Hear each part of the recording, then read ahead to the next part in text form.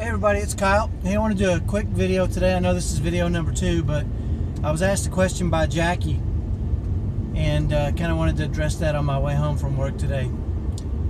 And she asked me what my opinion of ABA was.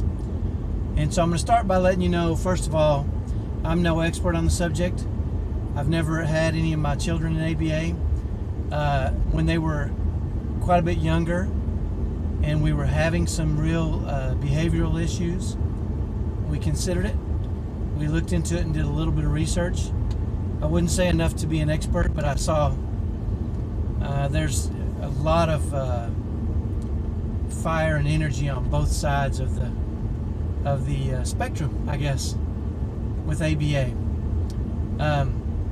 But I'll tell you really how our family came to have an opinion on ABA and why we never really pursued it. And that was kind of this. When we first found out our kids were on the spectrum, we looked into everything. And we spent hundreds of thousands of dollars on almost everything. But we had some basic tenets that some guiding principles, I guess, that we tried to stay within. There's a lot of people out there trying to make money because it's such a, kids on the spectrum is so hard, and there's a lot of predators out there looking to cash in on these, quick fixes and all these different ways to make our kids perfect. And I'm not saying that's what ABA is, of course, but there's a lot coming at you. And so we kind of had some guiding principles, and one of the guiding principles I think that was most important to us as we decided what to do with ABA was something I learned as a young father. And I remember being in church one time and we were discussing the northern and southern kingdoms in Judea in the Old Testament. And as we studied it, it came to my attention that, through about 20 generations of I'd say 20 or so different kings of the northern and southern kingdoms of Judea, there was only 2 generations that were found to be what some would consider righteous. The rest of them were just unrighteous generations. And the common denominator among those 2 righteous generations was the king. And in both cases was a very righteous king. And not just righteous, but as I dug into it, I started to realize pretty quickly that there were kings that served the people. And the more I studied it and got into it, I started to realize something. And I've seen this hold true in families, and I've seen it hold true in businesses, and I've seen it hold true in just almost every aspect of life. And that's this: when leaders lead with fear and force, people feel controlled, and they don't like to feel controlled.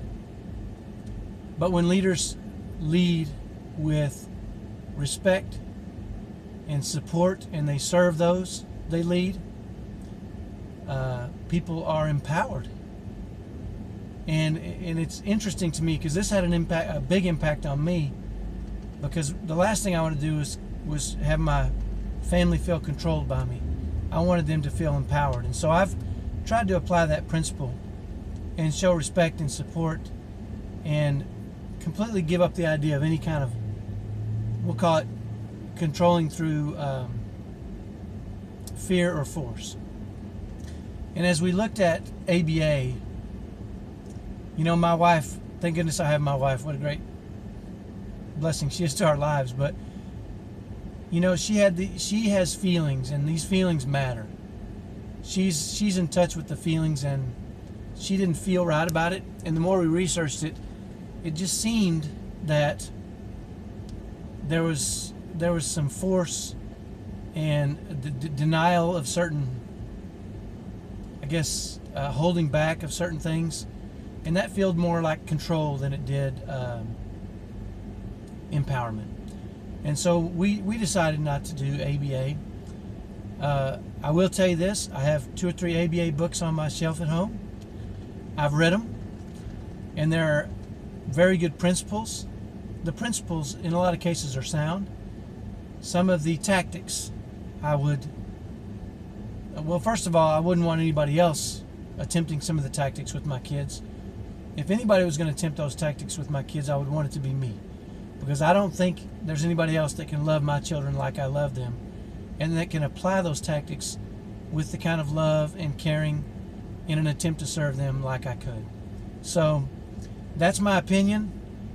I'm sure somebody's going to be ticked off at me. Somebody's ticked off at me now. So hopefully that's helpful for you. Again, do your own research. A big part of it is, how do you feel? A big part of it is if it fits in with your guiding principles as a family. But do your own research. That's just one dad's opinion. So hopefully that's helpful. Have a great day. I'll talk to you tomorrow. Bye-bye.